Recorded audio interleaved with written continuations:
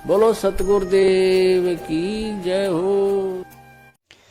अब जो हरियाणा के कुरुक्षेत्र में सतलोक आश्रम मैनेजमेंट हरियाणा ने अपना जो 5 एकड़ में फर्जी आश्रम खोल रखा है पुरुषोत्तम सैनी के द्वारा, और जहां पे 6 से 8 3 दिन का पाठ प्रकाश रखा गया पूज्य गुरुदेव जी के जन्मदिन के उपलक्ष्य में, जबकि होना चाहिए था वो प्रकट दिवस। वहां पे देसी घी में बूंदियां उतारी गई, लेकिन संगत को नहीं बुलाया गया। तो दास ने आज से पहले ही उसका खुलासा कर दिया था कि वो कितनी बड़ी साजिश है इन लोगों की। और साजिश क्या है पुण्यात्माओं? संगत को ठगने की। संगत को ठगने की। कैसे? अब वही प्रसाद इस भारत देश के प्रत्येक फर्जी नामदान केंद्र पे भेजा जाएगा। थैलियों में पैक कर करके आधा किलो या पाव या 1 किलो के रूप में हर नामदान केंद्र पे भेजा जा चुका है। अगर ये लोग संगत को आश्रम में बुलाते तो इन लोगों को अच्छे से पता था कि संगत जेब से खाली हो चुकी है, और आश्रम में अगर संगत आएगी, अगर वो 2 दिन भी रुकेगी या 3 दिन भी रुकेगी, जब तक पाठ चलेगा तब तक वो पेट भर के ढंग से देसी घी का माड़ खाएगी। ये बूंदिया खाएगी, साग पूरी खाएगी, और अटरम पटरम बनाएंगे वो खाएगी।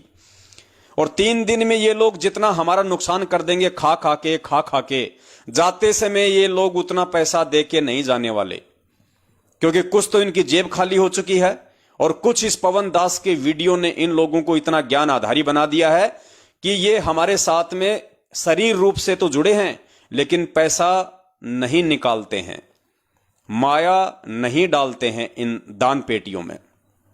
तो इन्होंने सोचा कि यहां अगर संगत को बुलाया गया तो हमारा नुकसान ही नुकसान है। तो इन्होंने एक नई चाल चली। इन्होंने सोचा कि हम यहां पे पाठ प्रकाश रखवा देंगे, और फिर वो पाठ प्रकाश का प्रसाद थैलियों में पैक कर करके उस संगत को मूर्ख बनाने के लिए, उसको ठगने के लिए फर्जी नामदान केंद्रों पे ट्रक भरवा भरवा के भेज दिए जाएंगे। और फिर उन फर्जी नामदान केंद्रों पे बैठे हुए हमारे जो चमचे हैं, जो चापलूस लोग हैं, उनके माध्यम से संगत में फिर यह प्रचारित करवाया जाएगा, यह संदेशा भिजवाया जाएगा कि भाई नामदान केंद्रों पे पाठ प्रकाश का प्रसाद आ चुका है, पाठ प्रकाश का प्रसाद आ चुका है। सभी भाई बहन गुरुजी के आदेश अनुसार पाठ प्रकाश का प्रसाद लेने के लिए नामदान केंद्रों पे आ जाओ। अब जो मूर्ख हैं, जो भोले हैं, जो नादान हैं, जो मैनेजमेंट के षड्यंत्रों से अपरिचित हैं, जो नए नए नामदानी हैं, वो भगत बेचारे दौड़े दौड़े नामदान केंद्रों पे जाएंगे। फिर नामदान केंद्रों पे उनको वो 1 पहिया देसी घी के बूंदिया देने से पहले उनको बताया जाएगा कि भगत जी देखो ये पाठ प्रकाश का प्रसाद है भाई, ये कोई सामान्य प्रसाद नहीं है, पाठ प्रकाश का प्रसाद है। और भगत जी आप वहां नहीं जा पाई तो कोई बात नहीं भगत जी, अब आप परमात्मा को पाठ करवा दो, क्योंकि ये पाठ का प्रसाद है भाई। वो कहेगा भगत जी पाठ के पैसे तो नहीं। अरे कोई बात नहीं भाई, लिखवा दे। फिर इनके जो एजेंट हैं वो हर महीने की किस्त उनसे लेते रहेंगे। भाई जितने हैं उतने तो जमा करा दे, बाकी इंस्टॉलमेंट करवा ले, बाकी तू किस्तों में देते रहना, कोई दिक्कत नहीं है। अब वो बेचारा भगत वहां पे 20 के सामने फिर क्या जवाब देगा? वो कहेगा ठीक है भगत जी एक पाठ मेरा भी लिख दो। भाई कुछ है तो दे दे, 2-4 हजार होंगे तो बेचारा शर्म के मारे निकाल के दे देगा, बाकी वो लिखवा देगा। बाकी फिर जैसे हम कोई मोटरसाइकिल मार्केट से निकलवा के लाते हैं 10-20 हजार रुपया नगद देके, फिर पीछे वो जो कंपनी वाले होते हैं फाइनेंस वाले, फिर हर महीने वो घूमते रहते हैं मार्केट में किस्तें लेने के लिए। तो इस प्रकार से फिर इस मैनेजमेंट के चमचे उन भगत भाई बहनों को फोन कर करके जैसे ही महीना आएगा उनको याद दिलाते रहेंगे कि भगत जी आपकी किस्त का समय आ गया, भगत जी आपकी इंस्टॉलमेंट का समय आ गया, परमात्मा की दया से आपने जो पाठ लिखवाया था भगत जी उसका पैसा जमा करवा दो। तो पुण्यात्माओं इस प्रकार से संगत को ठगने की इनकी ये प्लानिंग थी। दास ने पहले ही आप लोगों को सूचित कर दिया था, और सेम टू सेम वही प्रोसीजर इन्होंने शुरू कर दी। हर नामदान केंद्र पे इन्होंने गाड़ियां भर भर के आधा किलो के 1-1 किलो के वो देसी घी के बूंदिए थैलियों में पैक कर करके, अब भगवान जाने वो देसी घी के बनाए हैं या डालडा के बनाए हैं, बेचारे भक्तों को क्या पता, वो तो अपने घरों पे बैठे थे, उनको तो जाने का आदेश ही नहीं था। और अब संगत में उस पाठ प्रकाश के प्रसाद की आड़ में लूट मार शुरू हो जाएगी, और हो चुकी है। और पुण्यात्माओं, यही वो कारण है जिस कारण से आज वो समर्थ परमात्मा समर्थ होते हुए भी भगत समाज की अकाल मौत से रक्षा नहीं कर पा रहा। 2020 में कोरोना आया, आप सभी को अच्छे से पता है। हजारों की संख्या में उस पूर्ण ब्रह्म परमेश्वर, आदि अनादि परमेश्वर स्वयंभू सतगुरु रामपाल जी महाराज जी के भक्तों की अकाल मौत हुई। हजारों भक्तों ने कोरोना से दम तोड़ा, जिसमें सारनामी भी थे, सतनामी भी थे, नए भगत भी थे। अन्य भी कई कारणों से भगत समाज की मौतें हो रही हैं। कोई एक्सीडेंट हो रहा है, कोई आपस में पारिवारिक झगड़े के चलते जहर खा के मर रहा है, कोई फांसी खा के मर रहा है, कोई नदी में डूब के मर रहा है। कारण क्या कि भगत समाज ने पूज्य गुरुदेव जी के ज्ञान को आधार ना बना के, और परमेश्वर ने अपने सत्संगों में, अपनी वाणियों में बार बार कहा कि बच्चों, सुपात्र को दिया हुआ दान फलता है। कुपात्र को दान दोगे, लेने वाला भी मरेगा, देने वाला भी मरेगा। वो कर्म के कांटे दोनों को भोगने पड़ेंगे। तो दान हमेशा सुपात्र को ही देना चाहिए। ये परमात्मा ने हमें अपने सत्संगों के माध्यम से आध्यात्मिक पाठ पढ़ाया था। और परमेश्वर ने कहा था कि गुरु बिन माला फेरते, गुरु बिन देते दान, गुरु बिन दोनों निष्फल है, चाहे पूछो वेद पुराण। बिना गुरु के दिया हुआ दान निष्फल जाएगा, यूजलेस होगा। आपको फिर आगे चल के वो कर्म के कांटे चुभेंगे जब आपकी बैटरी डिस्चार्ज हो जाएगी। क्योंकि जिस दिन आप किसी भी कुपात्र को ज्योति पाठ या दान या दसवें अंश का पैसा देंगे, और निश्चित बात है यदि आप किसी कुपात्र को देंगे तो कुपात्र तो उनका दुरुपयोग ही करेगा। और आपकी आंखों के सामने है, जग जाहिर है, यह कोई छुपी हुई बात नहीं है कि 2016 में हरियाणा के जाट आरक्षण में सतलोक आश्रम मैनेजमेंट हरियाणा ने परमेश्वर की मर्यादाओं को तार बतार करते हुए लाखों की संगत को उनके आरक्षणों की आग में झोंक दिया। और संगत के जो दान का पैसा था, उस पैसे से उन जाट समितियों को चंदे के रूप में पैसा दिया गया। लगभग 1 करोड़ के आसपास रुपया इन्होंने जाट आरक्षण में चंदे के रूप में दिया। संत रामपाल जी ने जो आपको समर्थन दिया, इस बारे में आपकी क्या राय है? हमारा संत रामपाल जी को और उसकी संगत को बहुत बहुत धन्यवाद। और उन्होंने हमें आज 11 लाख रुपए चंदा देकर भी आंदोलन में भी मदद की। और मैं तो ये कहना चाहूँगा कि संत रामपाल जी के ऊपर भी जो जुल्म हुए, और उस जुल्म को जब वे उनके दर्शन करने उनके शरणार्थी जाते हैं तो उस पर भी तमाम अत्याचार किए जाते हैं, लाठियाँ बरसाई जाती है। सरकार उनको तंग कर रही, और जो आर्य समाज के और उनके बीच में डिस्प्यूट है उसको भी दूर कराने की कोशिश करेंगे। क्योंकि हम खुद आर्य समाजी हैं, हम खुद आर्य समाजी होने के नाते ये चाहते हैं कि समाज में जो भेदभाव हुआ वो सब दूर हो, और सब मिलकर एक जैसे एक जो सरकार है जो अन्याय करती है उसके खिलाफ सब मिलकर खड़े हो। तो अगर किसी आर्य समाजी भाई को इस वजह से कोई ठेस पहुंचती है तो हम उससे भी बात करने के लिए तैयार हैं। अपने गिले शिकवे दूर करो, आगे बढ़ो। वो भी जाट है, हम भी जाट हैं। ये एक बड़ी 36 बिरादरी की मुहिम है जिसमें उन्होंने साथ दिया, इसके लिए हम धन्यवाद देते हैं। और हम डेरा सच्चा सौदा से भी निवेदन करते हैं, जिसने ये सरकार बनवाई अपने दम पे, अगर वो इसी तरह की अत्याचारी और अन्यायी सरकार बनाई है तो उसके अनुयायियों को भी ये सोचना चाहिए और उनको सरकार से बात करनी चाहिए कि इस तरह के अत्याचार और अन्याय करने वाली सरकार का भविष्य में साथ न दे, और वो भी आंदोलन को समर्थन करें। रामपाल जी महाराज के साथ या आपके साथ समझौता हुआ है? रामपाल जी के अनुयायी वहाँ पे आपका समर्थन करेंगे क्या? कहाँ पे? दिल्ली में जो आप 2 तारीख का ऐलान किया आपने। 2 तारीख का वो चाहेंगे तो समर्थन कर सकते हैं, उनसे वार्ता की जाएगी। पुण्यात्माओं, कुपात्र को पैसा दिया, सबकी मर्यादा टूटी, और सबकी मर्यादा टूटी तो उनके भोग भी सभी को भोगने पड़े, और संगत ने उनके भोग भोगे।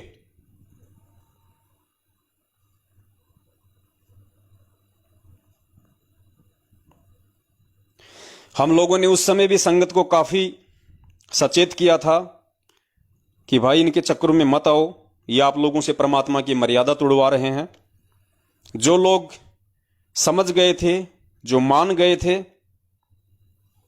वो बच गए, और जो लोग उस समय हमारी बातों पे ज्यादा विचार नहीं कर पाए, वो लोग आज पछता रहे हैं। आज वही सबसे ज्यादा दुखी हैं, परेशान है। उसके बाद में इन्होंने राजनीति का फंडा छेड़ा।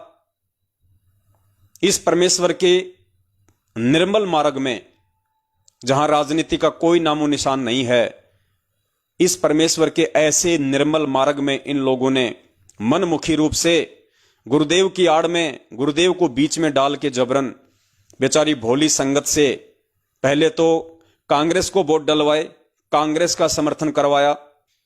उसके 1 साल बाद बीजेपी सरकार को वोट डलवाए, बीजेपी का समर्थन करवाया। कितना पैसा भगत समाज का इन्होंने बर्बाद किया उन कुपात्रों के पीछे लगकर। तो उसका परिणाम भी संगत को ही भोगना था, और संगत ने वो कर्म के कांटे अपने सीने पे चुभाए। उसके बाद रक्तदान और देदान के नाम पे इन्होंने भोले भगत समाज को लूटा। भगत समाज से गुरुजी के आदेश की आड़ में रक्तदान करवाया, देदान करवाया, और जिन प्राइवेट कंपनियों से या जिन प्राइवेट हॉस्पिटलों से इन लोगों ने भगत समाज का खून निकलवाया, उन प्राइवेट हॉस्पिटलों से सतलोक आश्रम मैनेजमेंट हरियाणा ने एक मोटी रकम वसूली। वहां भी भगत समाज के बेइंतहा कर्म फूटे, जिनका भोग आज पूरा भगत समाज भोग रहा है। सबके घरों में लड़ाई झगड़े मार काट।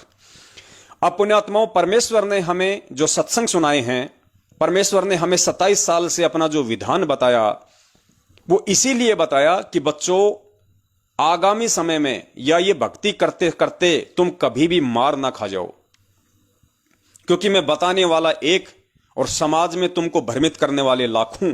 लेकिन समाज की तो छोड़िए, यहां तो अपने ही परिवार के लोग, जिन्हें हम अपने भगत भाई बहन कहते हैं, सतलोक आश्रम मैनेजमेंट हरियाणा वाले, उन्होंने ही काल एजेंट बन के संगत को ठगना शुरू कर दिया, संगत को लूटना शुरू कर दिया, परमेश्वर के तत्व ज्ञान के विपरीत सारे कर्म कुकर्म करवाने शुरू कर दिए। तो परमेश्वर ने हमें काफी सत्संग, काफी कथाएं इसी विषय को लेकर भी समझाई, और परमात्मा ने अपना विधान हमें भगत नरसिंह मेहता जी की एक कथा के माध्यम से समझाया। क्या समझाया परमात्मा ने? नरसिंह जी की कथा सुनाई। वो नरसिंह जी की कथा परमात्मा ने हमारे किसी मनोरंजन के लिए नहीं सुनाई थी, परमात्मा ने कोई टाइम पास के लिए नहीं सुनाई थी। पुण्यात्माओं, आज है वो समय उन कथाओं को आधार बनाने का, क्योंकि अंतर्यामी गुरुदेव को मालूम था कि एक ऐसा समय संगत में आएगा जब मैं संगत के बीच में नहीं रहूंगा। वो परीक्षा का दौर होगा। उस दौर में काल भगवान जितनी भी कोशिश कर सकेगा, उतनी कोशिश वो मेरी आत्माओं को मुझसे तोड़ने की जरूर करेगा। साम दाम दंड भेद छल बल घटिया नीति। अब सबको पता है काल तो सामने आएगा नहीं, तो क्या करेगा? वो अपने एजेंटों को भेजेगा, अपने एजेंटों को निमित्त बनाएगा, और एजेंट के रूप में उसने सतलोक आश्रम मैनेजमेंट हरियाणा को चुन लिया। तो परमेश्वर को पता था वर्तमान समय का जो घटनाएं आज संगत में घटित हो रही हैं। इसीलिए परमात्मा ने हमें बार बार नरसिंह भगत जी की वो कथा सुनाई थी। एक बार आप ये कथा सुन लीजिए, जिसमें परमात्मा की शरण में आने के बाद, अपनी सारी संपत्ति परमेश्वर के चरणों में न्योछावर करने के बाद, जब नरसिंह जी नगर से बाहर एक झोपड़ी डालकर अपनी भक्ति करने लगे, उस समय कुछ साधु द्वारिका जाने के लिए अपनी हुंडी कैश करवाना चाहते थे, लेकिन उस समय नरसिंह जी की हुंडी नहीं चलती थी। सांसारिक दृष्टि में एक तरीके से वो कंगाल हो चुके थे, और भक्ति की दृष्टि से परमात्मा ने उन्हें माला माल कर दिया था। तो गांव के कुछ अन्य सेठों ने उनको नरसिंह जी के वहां पे भेज दिया, और उनको कहा कि भैया, आजकल वो बहुत ज्यादा सयाना बन गया है, वो कहेगा कि मैं तो गरीब हो गया, मेरी हुंडी नहीं चलती है। वो तुम्हें भ्रमित करने की कोशिश करेगा, लेकिन तुम उसकी एक मत सुनना। मतलब उस भगत को परेशान करवाने की दृष्टि से गांव वालों ने ऐसा झूठ उन साधुओं से कहा। वो साधु बेचारे नरसिंह जी को ढूंढते ढूंढते वहां पे आ गए। नरसिंह जी से बातचीत हुई। नरसिंह जी ने उनको मना किया कि भाई, अब मैं सेठ नहीं रहा, मेरी हुंडी नहीं चलती है। लेकिन बार बार दबाव डालने के बाद नरसिंह जी ने सोचा कि भाई ठीक है भाई, मैं तो मेरे परमात्मा के भरोसे हूं, मैं तो मेरे बंदी छोड़ के सहारे हूं। नरसिंह जी ने वो 500 रुपए हुंडी के उन साधुओं से ले लिए। साधु द्वारिका चले गए। द्वारिका पहुंचने के बाद काफी समय हो गया। साधुओं को कोई भी सांवरसा नाम का सेठ नहीं मिला, जिस सांवरसा नाम के सेठ की नरसिंह जी ने हुंडी लिख के दी थी, पर्ची लिख के दी थी। और पीछे से गुरुदेव ने बताया कि नरसिंह जी ने क्या किया। पुण्यात्माओं, यही पॉइंट है। आप ये कथा सुनिए साथ साथ में बंदी छोड़ के मुख कमल से, तब आपको पता चलेगा कि वर्तमान में ये कथाएं हमारे लिए कितनी उपयोगी हैं। और इन कथाओं को आधार ना बना पाने के चलते और सत्सेवकों की साध संगति से दूर होने के चलते आप लोग कितना बड़ा धोखा खा चुके हैं। सुनिए परमात्मा के मुख कमल से नरसिंह मेहता जी की यह कथा। फिर क्या होता कि एक दिन नरसिंह जब बैठा था अपनी कुटिया में, झोपड़ी में, 4 साधु संत द्वारका जाने के लिए भगवान के उस द्वारका को देखने की इच्छा करके आगे। और पहले नरसिंह के वो ड्राफ्ट चला करते थे, हुंडी चला करती थी। अब वो पहले भी 1-2 बार हुंडी बनवा कर गए थे। अब गांव में जाकर नगर में पता किया भी नरसिंह जी कहाँ हैं। वो गांव वाले ने बताया कि वो तो भाई बाहर बैठे हैं। क्या काम है कि एक हुंडी बनवानी थी। गांव वालों ने मजाक कर दिया, कहने लगा भाई वो नरसिंह एक बकवाद करता है, अब वो जल्दी से हुंडी नहीं बनाता, उसको वो कहेगा मैं कंगाल हो गया हूँ, मजाक करता आजकल वो। और ज्यादा जोर दोगे ना जो बनाओगे ना तो बनाता नहीं। कहाँ है कि वो बाहर झोपड़ी में बैठा है, वहां चला गया। चारों के चारों वो भक्त आत्मा जो तीर्थ यात्रा पर आए हुए थे, उन्हें सोचिए 500 रुपए हमारे पास है, रास्ते में कोई छीन ना लेवे, हुंडी बनवा ले, चलते हैं द्वारका में, किसी सेठ से ले लेंगे। अब नरसिंह के पास गए, नरसिंह से वो 500 रुपए रख दिए और कहा सेठ जी हमारी हुंडी बना दे। नरसिंह कहने लगा महात्मा जी मैं अब सेठ नहीं रहा, मेरी हुंडी चलती नहीं, वो कैंसिल होगी गवर्नमेंट की तरफ से, मेरे पास पैसा नहीं है अब। तो चारों महात्मा कहने लगे भाई बिल्कुल ठीक है थे, गांव वाले तो बकवाद करने लग गए हैं, तेरे शर्म नहीं आती महात्माओं के साथ ऐसा व्यवहार करता है, तुझे पाप लगेगा, हम पैसे दे रहे हैं कोई मुफ्त हो रहे बना रहे तेरे से। अब नरसिंह ने सोचा भी ये मानना नहीं, और संत से ना जाने इनकी आत्मा दुखी होगी, बताए क्या करूं। गांव वाले ने दिन के साथ उनको बहका दिया, मजाक कर दिया। उसी समय साक्षी रख के अपने परमेश्वर को, क्योंकि वो श्री कृष्ण के पुजारी थे, सांवल साहा, सांवला सेठ, सांवल यानी सांवरिया, भगवान श्री कृष्ण के नाम सांवल शाह लिख के कि भगवान श्री कृष्ण के नाम में अपने एक हुंडी लिखता हूँ, ये दास की हुंडी स्वीकार हो, इनको भुगतान किया जावे, आपकी अमानत मेरे पास है। 500 रुपये ले लिए और वो कागज बना के दे दिया, अब ले जाओ सेठ महात्मा जी। वो चल पड़े। पीछे से सेठ ने क्या किया, उन 500 रुपए का एक भंडारे का सामान, घी, चावल, खीर, दूध दाद बनाकर और भंडारा कर दिया। 500 की रोटी खिला दी। अब 500 रुपए बहुत होते थे, 50,000 के करीब हो जाए आजकल के, पूरा भंडारा कर दिया। अब वो चारों महात्मा पहुंच गए कहाँ, द्वारका में। वहां जाकर पूछा भाई कोई सावड़ नाम का सेठ है। वो सेठ जिसकी हुंडी चला करती उसके पास गए, वो एक सेठ हुंडी उसकी चलती, उससे पूछ लो। उसने देखा, कहने लगे ये तो नरसिंह की बनाई हुंडी है क्या, ये नहीं चलती इसकी, अब ये तो कंगाल हो गया, दुनिया को ठगने लग गया, अब झूठी हुंडी बना के, ये तो दिवाला निकल गया इसका। तो सारी द्वारका में पूछ लिया, सांवल नाम का कोई सेठ हो, कोई नहीं पाया। और सब मजाक करने को, नरसिंह तो ठगन लग गया दुनिया को, अब उसकी हुंडी नहीं चलती, उसका ड्राफ्ट नहीं चलता। अब चारों महात्मा जाके एकांत में बैठ के, नगर तो बार भाई के बना बता, वो तो मना करे था बेचारा, हमने सिर में दर्द कर दिया उसके, गले पीछे पड़ गए, किसी के कहने सुनता है। उनको ये भी विश्वास था कि वो नेक आत्मा है, हमारे पैसे जो के तो पाओगे, पर ये तो हम दिक्कत होगी यहाँ पे। इतना सोच ही रहे थे कि उधर नरसिंह जी की दिव्य दृष्टि काम करने लगी, परम पिता की दया से। उसने देखा कि परमात्मा ने आके उनको महाराज संतों को पैसे दिए कि नहीं दिए, देखा तो उनको पैसे नहीं मिले और मायूस हुए बैठे। अपनी पत्नी से कहा नरसिंह जी ने कि तूने जो सामान लाए थे हम 500 रुपए का, वो सारा वितरित हो गया या कुछ बकाया है? लगी जी, थोड़ा सा आटा बचा है। सत्साई पुण्यात्माओं, यहां पे विशेष गौर करने की आवश्यकता है। यही वो पॉइंट है जिस पॉइंट के लिए सतगुरुदेव जी ने असंख्यों बार हमारे को नरसिंह जी की एक कथा सुनाई। नरसिंह जी ने उन साधुओं से 500 रुपए ले लिए और उनको हुंडी बना के दे दी। हुंडी का मतलब होता है ड्राफ्ट।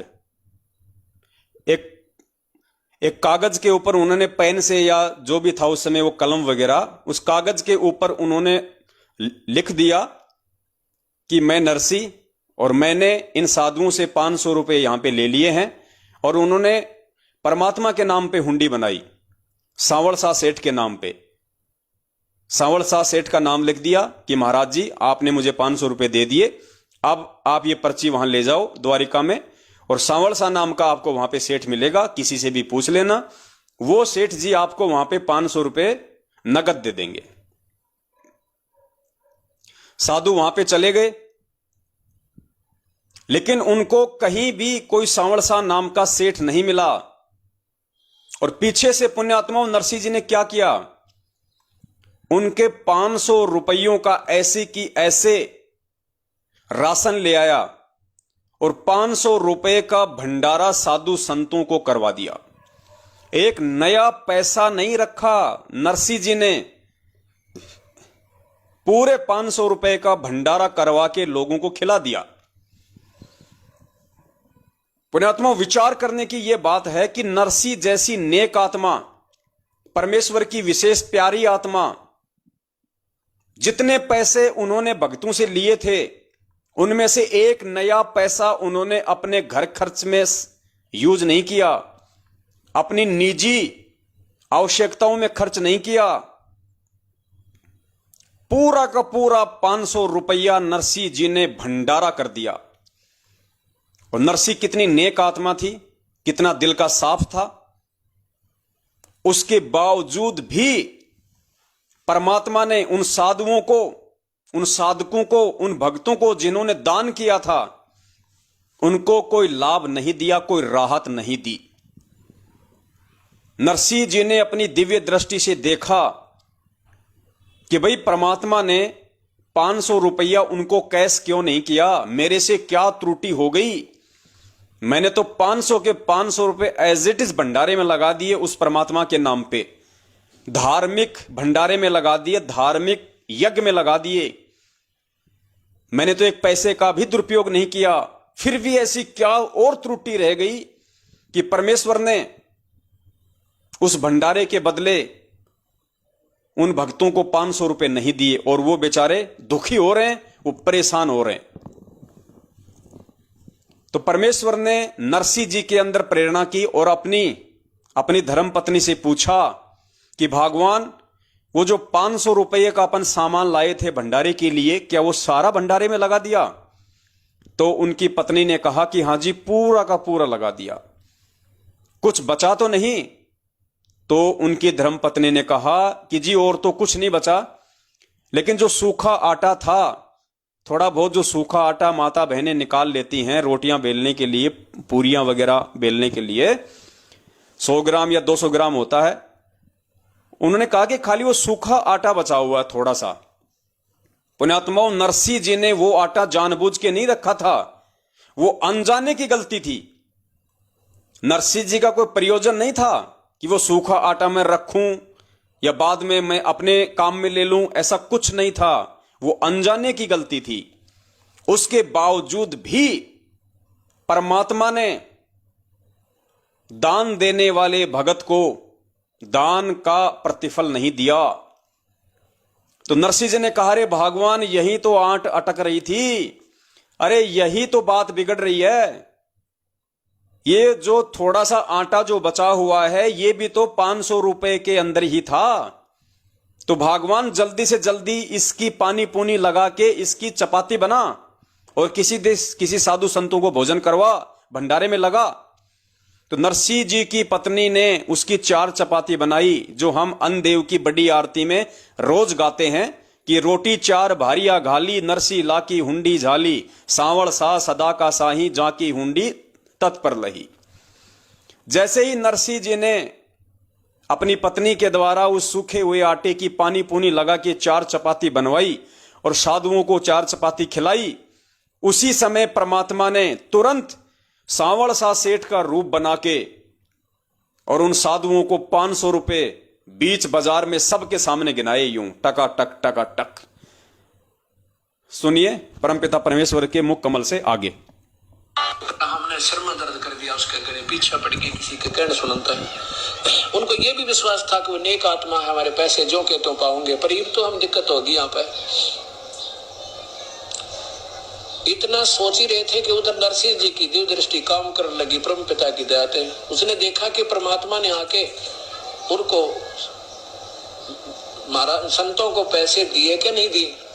देखा तो उनको पैसे नहीं मिले और मायूस हुए बैठे। अपनी पत्नी से कहा नरसिंह जी ने कि तूने जो सामान लाए थे हम 500 रुपए का, वो सारा वितरित हो गया या कुछ बकाया है? लगी जी थोड़ा सा आटा बचा है। ऐसा होगा तो 2-4 रोटियां बन जा। और वो कौन सा बचा? वो पलोथन का। पलोथन क्या होता था? पहले रोटी बनाने के लिए एक बनाते थे गोल गोल सी लोई, और उसको सूखे आटे में लगा लगा कर रोटी बनाती थी। अब काफी भंडारा हुआ था, उसमें थोड़ा सा आटा बच गया, जिसमें 4 रोटियां बन जा। वो कहने लगे जी वो पलोथन यानी थोड़ा सा आटा बचा है 4 रोटियों के का, और तो सारा भंडारा लगा दिया। तो उसने कहा नरसिंह ने 4 रोटी बना। यह तो आटा लाग रही थी अभी तक, इसलिए भगवान प्रकट नहीं हो पा रहे थे। 4 रोटियां का आटा नरसिंह जी ने क्या कहा अपनी पत्नी से कि यही तो आंट लग रही थी, यही तो आंट लग रही थी कि 500 के 500 रुपए पूरे भंडारे में नहीं लगे, पूरे भगवान की सेवा में नहीं लगे, यही तो आंट लग रही थी। और जैसे ही नरसिंह जी ने वो बचे हुए आटे की चपाती बना के साधुओं को खिलाई। रोटी बनाने के लिए बनाते थे गोल गोल सी लोई, और उसको सूखे आटे में लगा लगा कर रोटी बनाती थी। अब काफी भंडारा हुआ था, उसमें थोड़ा सा आटा बच गया, जिसमें 4 रोटियां बन जा। वो कहने लगे जी वो पलोथन यानी थोड़ा सा आटा बचा है 4 रोटियों के का, और तो सारा भंडारा लगा दिया। तो उसने कहा नरसिंह ने 4 रोटी बना। यह तो आंट लाग रही थी अभी तक, इसलिए भगवान प्रकट नहीं हो पा रहे थे। 4 रोटियां का आटे की रोटी बनाकर वही परमात्मा वहां एक रास्ते चलते का रूप बनाकर आके कहा भगवाई राह चलता हूं, मुझे भूख लगी है। ओए होए, वो परमेश्वर स्वयं आके और उसी समय कहा जा भाई भगत जी बैठो हो बड़े ले रोटी ताजी ताजी बना रखी है। 4 रोटी खाकर परमात्मा वहां प्रकट हो गए और जाके कहा कि आ जाओ भाई, कैसे बैठे हो महात्मा? आके बैठे हैं भाई सेठ जी, हम तक इतना जोगे नहीं रहे। ऐसे ऐसे नरसिंह की हुंडियां चलती नहीं, हमारी उन्होंने हुंडी बना दी, पर उसका दोष नहीं बेचारे का, हमने ज्यादती कर दी उसका। और या कोई सेठ नहीं सांवल नाम का। तो परमात्मा कहने लगे भाई किसने कहा तुम्हारे को वो सेठ नहीं सांवल? मैं सेठ हूँ सांवल, आ जा मेरी दुकान पर, चल तुम्हें दूंगा वो 500 रुपए। रहे या हुंडी बिल्कुल सही चला इसकी तो भाई, कौन मना करा था? लेकर वो कागज और उस बाजार में चौपट, उस बाजार में द्वारका के में जो चारों तरफ बढ़िया की दुकान थी, कहने लगे बिछाओ चादर यहाँ पे। उस चौराहे पर चादर बिछवा के ऐसे पटके 1 चांदी के खुड़के दूर थे, 2 3 4 सुना का उन सब ने, और सबका ध्यान अट्रैक्ट हुआ है ये क्या होने लग रहा है।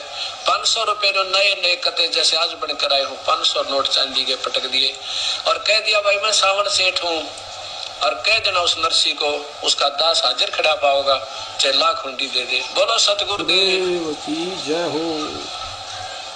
तो ऐसे परमात्मा, वो पूर्ण परमात्मा आकर ही सब काम करता। ठीक है, चाहे हम श्री कृष्ण पे सेरा बांधे, चाहे श्री राम पे बांधे, ये गीता और वेद प्रमाण देते हैं वो परम पिता पूर्ण ब्रह्म है, जो सबके काम सारने वाला और सारे दुखों का निवारण करने वाला। बोलो सतगुरुदेव की जय। तो पुण्यात्माओं, आप जियों को इस अनमोल कथा से ये समझ में आ गया होगा कि आज 90% भगत समाज ज्योति के पैसे जमा करवाते करवाते भी, पाठ का पैसा जमा करवाते करवाते भी, गुरुजी की जमानत के नाम पे पैसा जमा करवाते करवाते भी, इन फर्जी आश्रमों के नाम पे पैसा जमा करवाते करवाते भी क्यों महादुखी है? क्यों उस परमपिता परमेश्वर से मिलने वाला लाभ प्राप्त नहीं कर रहा है? क्यों सभी के घरों में झगड़े हैं, फसाद हैं, लड़ाइयां हैं? क्यों काफी हजारों की संख्या में आत्माओं के अंदर यह कुप्रेरणा हुई कि संत रामपाल जी की भक्ति से कोई लाभ नहीं है, इस मार्ग को छोड़ दिया जाए, और नकली संतों और पंथों के वहां पे जा चुके हैं। इस कहानी से आपको समझ में आ गया होगा पुण्यात्माओं कि साधक के द्वारा दिए गए दान के एक एक पैसे का जब तक सदुपयोग नहीं होगा तब तक वो परमात्मा अपने विधान के अनुसार, क्योंकि परमात्मा अपना विधान नहीं तोड़ता, अपने विधान अनुसार परमात्मा तब तक उस भगत को, उस साधक को उस दान के प्रतिफल में लाभ नहीं देता है, और लाभ ना मिल पाने के चलते फिर वो भगत धीरे धीरे धीरे धीरे भक्ति और भगवान से दूर हटने लगता है काल प्रेरणा से। पुण्यात्माओं, नरसी जैसी पुण्यात्मा शायद ही आज हो धरती पे। 500 रुपए उन्होंने भक्तों से लिए और 500 के 500 रुपए का भंडारा कर दिया। मन में कोई दोष नहीं, कोई छल कपट नहीं। पता नहीं उन्होंने भी उस भंडारे में खाना खाया था या नहीं खाया था। एज इट इज 500 का भंडारा कर दिया, ये सोच के कि यदि मैंने इस 500 रुपए में से, क्योंकि ये भक्तों का पैसा है, ये साधुओं का पैसा है, अगर इसमें से 1 रुपया भी मैंने अपने निजी जीवन में खर्च किया तो मैं परमेश्वर का दोषी हो जाऊंगा, मैं तो मरूंगा सो मरूंगा, ये आत्माएं भी लाभ से वंचित रह जाएंगी। इसलिए नरसिंह जी ने परमात्मा से डरते हुए एज इट इज 500 रुपए का राशन मंगवाया, आटा दाल चावल मंगवाया, भंडारा बना के उसका भंडारा करवा दिया। उसके बाद भी भक्तों को लाभ नहीं मिला, क्योंकि कहीं ना कहीं कोई त्रुटि रह रही थी। बाद में मालूम पड़ा कि 4 चपाती के लायक थोड़ा सा सूखा आटा बचा हुआ है, जिसके चलते साधुओं को लाभ नहीं मिल रहा। नरसिंह जी ने तुरंत वो चपातियां बनवाई, और जैसे ही वो 500 के 500 रुपए कंप्लीट हुए धार्मिक भंडारे में, सत सेवा में लगे, तुरंत परमेश्वर ने सांवड़ सा सेठ का रूप बना के उस भक्तों को लाभ दिया, उन भक्तों को 500 रुपए दिए। पुण्यात्माओं, यह कहानी परमात्मा ने मनोरंजन के लिए नहीं सुनाई। यह कहानी आज आप और हम भक्तों को सावधान करने के लिए सुनाई थी कि तुम्हारे साथ भी ऐसा ही होगा। पुण्यात्माओं, सतलोक आश्रम मैनेजमेंट हरियाणा नामदान केंद्र वाले कोऑर्डिनेटर गुरुजी के कलयुगी परिवार वाले पिछले 7 वर्षों से भगत समाज से अरबों खरबों में ठगी कर चुके हैं। अरबों खरबों में ज्योति पाठ और दान धर्म के नाम पे पैसा ले चुके हैं। और आप सबको ये अच्छे से मालूम होना चाहिए कि नरसिंह जी ने तो अनजाने में वो 4 चपाती का आटा छोड़ा था, उसके चलते भी भक्तों को लाभ नहीं मिला। और सतलोक आश्रम मैनेजमेंट हरियाणा तो जानबूझ के गलतियों पे गलतियां, कुकर्म पे कुकर्म करता आ रहा है। सरेआम आप लोगों का पैसा हरियाणा के जाट आरक्षण में उन जाटों को दिया गया, उन जाट समितियों को दिया गया। कभी 16 लाख रुपए दिए गए, कभी 5 लाख रुपए दिए गए। भगत समाज का कम से कम भी नहीं तो करोड़ों रुपया तो गाड़ी घोड़ों में उनके आने जाने के किराए में ही बर्बाद करवा दिया गया, उनके धरनों के ऊपर, उनकी रैलियों में शामिल करवाकर, और उनके स्टेज पे चढ़ चढ़ के हरियाणा के स्टेट कोऑर्डिनेटर सहित सतलोक आश्रम मैनेजमेंट के अन्य व्यक्तियों ने उनको चेक दिए, कभी 5 लाख का, कभी 10 लाख का, 16-16 लाख रुपए उनको नगद दिए यशपाल मलिक को, जिसका वीडियो काफी बार हम लोग संगत में वायरल कर चुके हैं। उसके बाद इन्होंने राजनीति में कभी बीजेपी का समर्थन करवाया, भक्तों के माध्यम से उनका समय और पैसा बर्बाद करवाया। इन्होंने भक्तों से जो दान ले रखा था, जो डिपॉजिट पूंजी इनके पास में थी, उस पूंजी से इन्होंने उन राजनेताओं का समर्थन किया, उनका सहयोग किया। अगले साल फिर इन्होंने बीजेपी के साथ ऐसा ही किया, भक्तों से समर्थन करवाया। कांग्रेस की रैलियों में, बीजेपी की रैलियों में भगत समाज को शामिल करवाया। तो पुण्यात्माओं, यहां तो जानबूझ के अपने कर्म फोड़े गए हैं, जानबूझ के। तो सोचो पुण्यात्माओं, वो परमात्मा अपने विधान को तोड़ के, जिसने नरसिंह जी के साथ में कोई पक्षपात नहीं किया, नरसिंह जी के साथ में कोई अन्याय नहीं किया, तो सोचिए आज वर्तमान के भगत समाज को वो परमात्मा कैसे लाभ देगा। दान धर्म करते करते भी, ज्योति पाठ का पैसा जमा करवाते करवाते भी, सतलोक आश्रम मैनेजमेंट हरियाणा के फर्जी आदेशों पे चलते चलते भी आज वो परमात्मा भगत समाज को कहां से लाभ देगा? और जिसको थोड़े बहुत कुछ लाभ मिल रहे थे वो पुण्यात्माओं उसकी अपनी बैटरी चार्ज थी।